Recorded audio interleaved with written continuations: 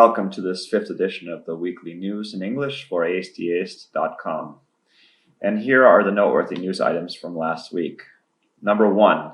Israeli fighter jets targeted Syria's 2 international airports in Aleppo and Damascus, marking the third such attack by Israel in 10 days.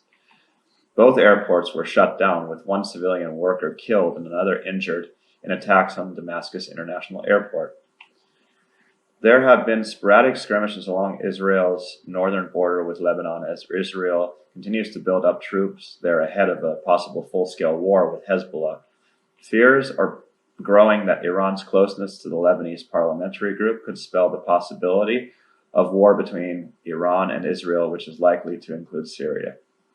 Number 2. The IAEA says global green energy targets for 2020 are at risk without more nuclear power plants being built.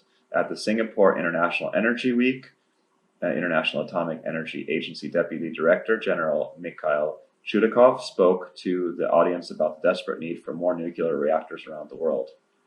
Chudakov said the world needs to build 20 or more reactors a year instead of the current 3 to 4 being built at the moment. His message was clear: the world must accelerate the use of nuclear energy to reach its green goals. Nuclear power is the only so-called green on-demand option for the electricity grid, according to Chudakov. Number 3. China's digital yuan was used for the first time to settle a cross-border oil transaction. This marks a big overall step in the use of the yuan in the international market and the global movement towards de-dollarization. In the first 3 quarters of 2023, the use of the yuan in cross-border settlements grew by 35% year-on-year, reaching $1.39 trillion according to China Daily. Also on October 19th, First Abu Dhabi Bank announced that it had signed a digital currency agreement with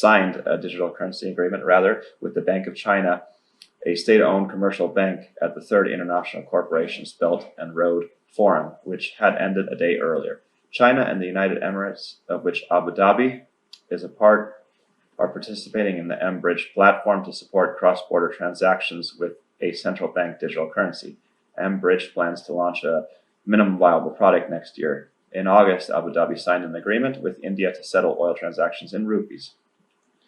Number 4. European liquefied natural gas imports will increase by 30% in November due to winter heating demand.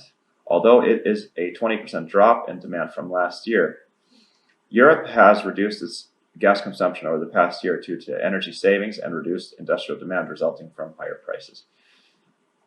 Number 5. The European Central Bank is laying the groundwork for a version of a central bank digital currency. According to their website, the preparatory phase for the introduction of the digital euro will start in November and will be based on the results of a research phase. The preparatory phase is expected to last 2 years. This is not to say that the European Central Bank digital currency is for certain, but the ECB is clearly laying the groundwork. According to the bank, it cannot introduce the digital euro until the EU adopts the legal framework. The central bank digital currency exists as virtual banknotes or coins are held in a digital wallet on a computer or smartphone. The difference between a government-backed digital currency and peer-to-peer electronic cash, such as Bitcoin, is that the digital currency's value is backed and controlled by the government, just like traditional fiat currency. The ECB describes the digital euro as an electronic means of paying freely, available to everyone. Bankers and government officials are working hard to sell the benefits of digital currency to the public. Proponents emphasize the convenience of digital currency. The ECB stressed that making public money available for digital payments would make life easier for all of us. Officials also say the central bank's version of digital currency will help stop dangerous criminals who exploit the use of cash.